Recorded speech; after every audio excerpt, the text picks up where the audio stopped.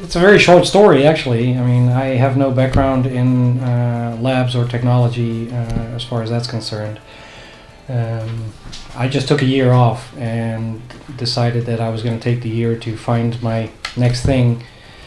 And one day I was looking on the internet, found a FabLab concept, and thought, hey, it sounds like fun. I'm going to visit it in Tilburg. Found out there was none.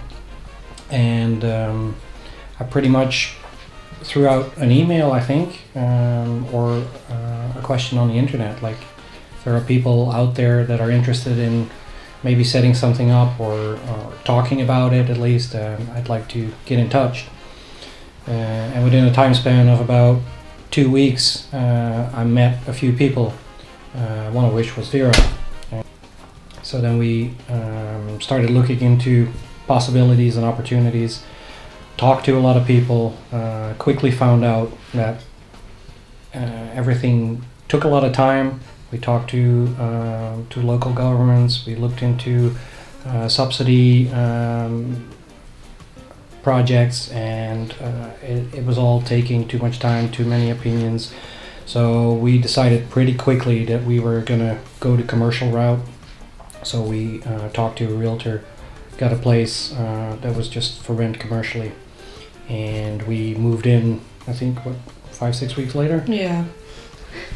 And the rest is history, so I mean, it's not that exciting of a story, but it is exciting in the fact that we did everything in a very short time span. We were fresh, and I think that's also part of our strength. At least it helped us to start up, because we were not holding back. We just had a dream and went for it.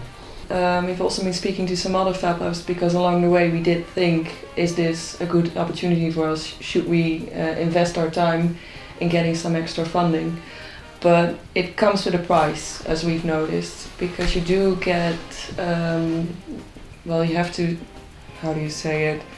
Well, there's a certain plan that you have to follow, and you lose a bit of your own... Wow. Nee, gewoon onderneming. Engels woord. Ik kom helemaal niet op mijn woorden. Your business plan, you have to entrepreneurship. conform. That's what I'm looking for. Okay. Yeah, you become too dependent on subsidies, and that's a thing that we wouldn't really want to be in a position like that.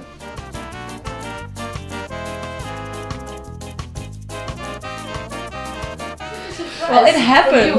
It just happened because our first location was in city center, and it was a nice location just to start up, because the concept in itself is not a very well-known concept among the masses. Most people that could be potential partners or clients knew about us in a year. But the other thing, the downside of that location was that it was very small. Even though it had 200 square meters, it's still kind of small because it was divided in separate layers. Getting your materials in there in city center is not easy. Getting people there is also not easy, just with parking. And we noticed that a lot of projects didn't get the size that it should deserve, or just because of the limits of where you are. And we weren't very actively looking for it. Well, maybe a little bit, but then this came along, and this was such a great opportunity.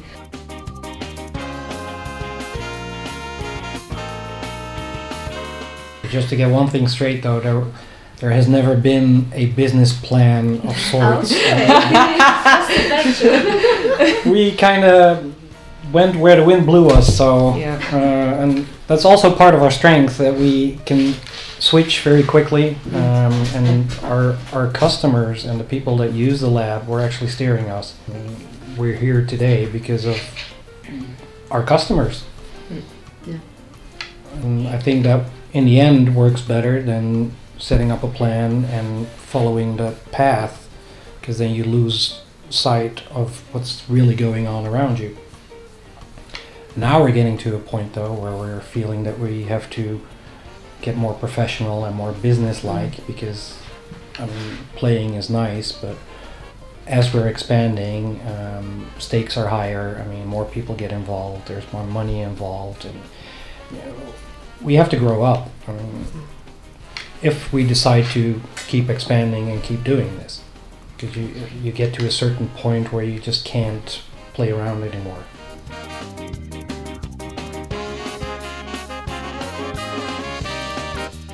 The reason that we decided to go for cooperative is because we had lots of our customers that we wanted to get involved. So by transforming it to a cooperative, we get more of a feel of having a lot of freelance people in one place, and they can work over here. And well, we have a system right now.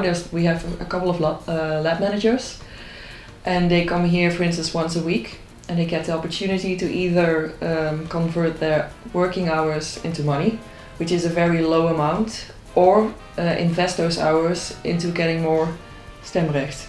Voting rights. Now all our lab managers have decided to put their hours just in the cooperative, so they don't get any money just per hour, but we do give them commission for every assignment that's being handled properly. So that's a little bit of earning in there, but it's still a very, very much growing thing. And it's also a very delicate thing in a way, because there's always this balance about how much money you can give, how much effort is put in, what is the added value per person. There's a whole lot of things that you need to take into account, which can be a very complicated thing.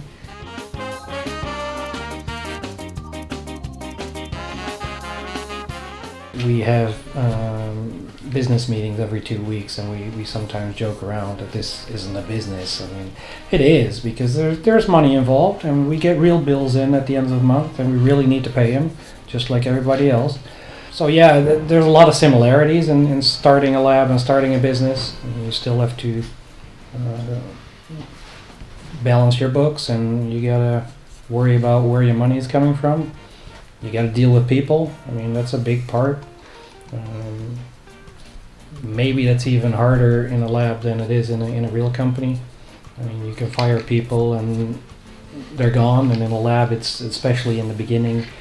A lot of it is based on trust and friendships, and there has to be a certain click.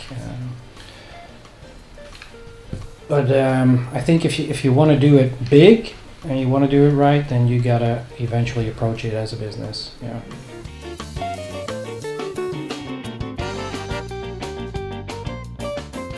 We have a lot of different incomes from different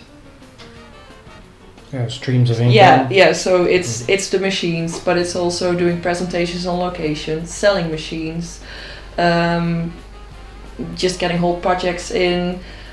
Workshops by others, where we just facilitate the place itself, so people will pretty much pay rent. Yeah, I mean, there are definitely multiple income streams, and you need them. There's not one single thing. We can put some money aside and we can invest for the future. Yeah. But like Vera said earlier, it takes quite a special group to do that, because you need to have people with people skills that have technical insight. You need to want to do some marketing and commercial activities. And in a sense, commercial activities have always been kind of, we see those as a necessity, and we use them to spread our ideology again. But as you get bigger, the commercial aspect becomes more prevalent. I mean, there's no way around it. If your space gets bigger, your machines get more expensive, you need to get your money somewhere. When we talk to other labs, and labs come here too to ask how we do things, a lot of them are either not allowed to do commercial activities because of their subsidies, or because they're part of an educational machine. Or I think that's one thing where we're very different. We welcome people that want to give us money. It's as simple as that. I mean, we work for big corporations, and those are big invoices, and like Vera said, they help us through the next couple of weeks or months. And if you are dependent on subsidies and you have to send those people away, then you're kind of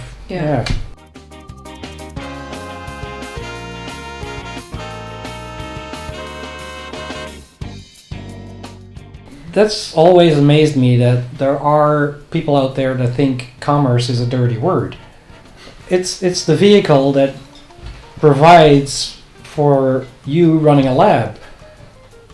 unless there's some institution or the European Union or whatever to give you money, but it's ending. I mean, that's not a sustainable business model. Yeah. This is going to end. And the ones that are going to survive are the ones that have a sustainable business model, not the ones that are running on subsidies. It's just the way it is. It's market working.